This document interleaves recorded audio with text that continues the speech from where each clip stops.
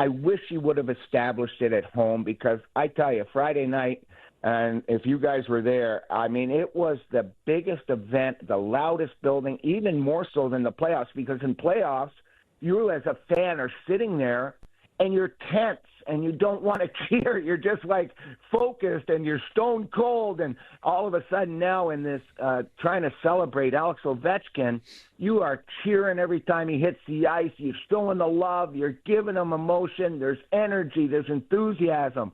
All things that I thought was the best sporting event I've ever seen at Capital One. It was absolutely something to behold. So Locker, that atmosphere that you're talking about at Capital One, it transferred north to UBS Arena because there were so many Caps fans in the building, and you described it perfectly. Anytime the puck was near Ovi yesterday or he touched the puck, like you could just feel like a jolt go through the crowd, and I'm sure that you and Joe B were feeling that as you were calling the game.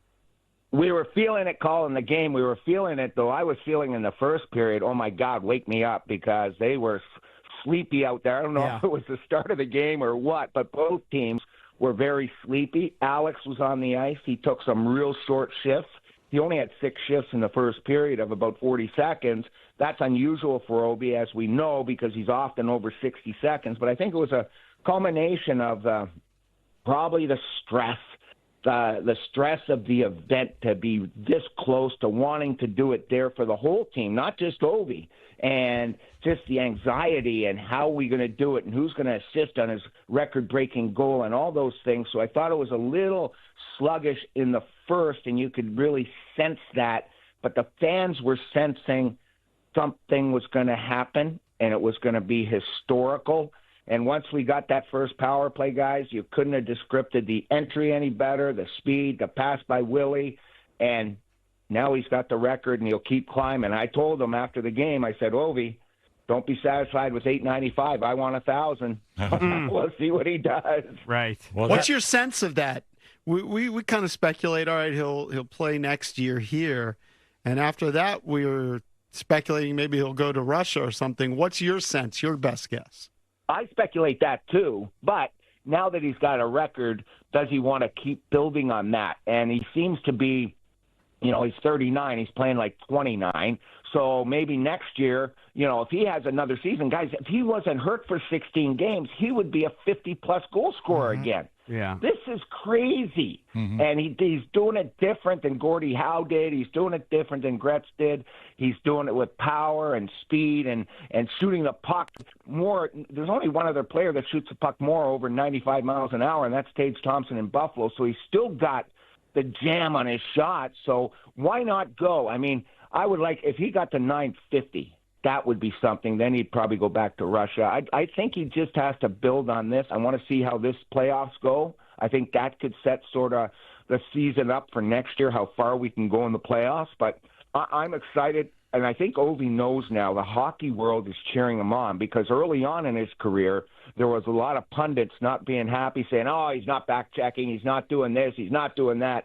Well, 20 seasons later now, he is the best goal scorer in the NHL history and will never be touched. I hate to see never, because I said it would never be done for Gretzky. But Ovi's goal scoring, there's no way I will be dead and in my grave if someone ever beats him again. Let me ask you, obviously he's a physical freak, and he loves to have a good time. We always see we make fun of these pictures of him, at the beach with this, he's a stocky guy. I have no idea, though. Most of the greatest of the greats, they outwork everyone, right? Like they're, Kobe and MJ and Tiger and all these guys, their work ethic is unparalleled. I have no idea. Is Ovi one of those guys, or is he just so gifted? Like, does he kill everyone in practice? Is he out there for extra reps? I almost get the sense that he's not that guy. He's just so gifted.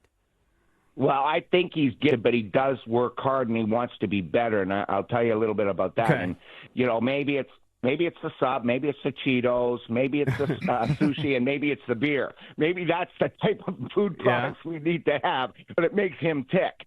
I think he's a guy that genuinely wants to go out. I've traveled with him for a long time, and every time I see him and there's an off day with an optional skate or whatever, he's at the rink, and I'm like, I can't even go to the rink. I'm dead tired, Ovi. He says, no, I'm going to the rink. I want to get on the ice.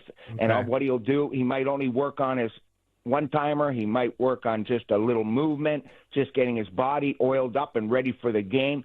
But he generally wants to be better, whether it be with the skill coach, working with a little snapshot, doing little things like that with Kenny McCudden.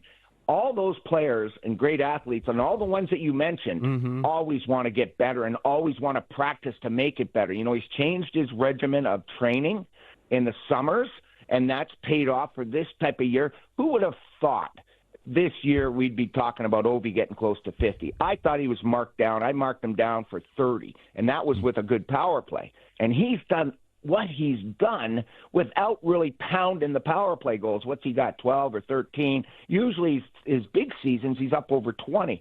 So he's doing a lot of damage 5-on-5. To me, it's an incredible story. He's right up there with the guys that you mentioned of elite athletes of all time in the four major sports. Ovi's at the top of hockey.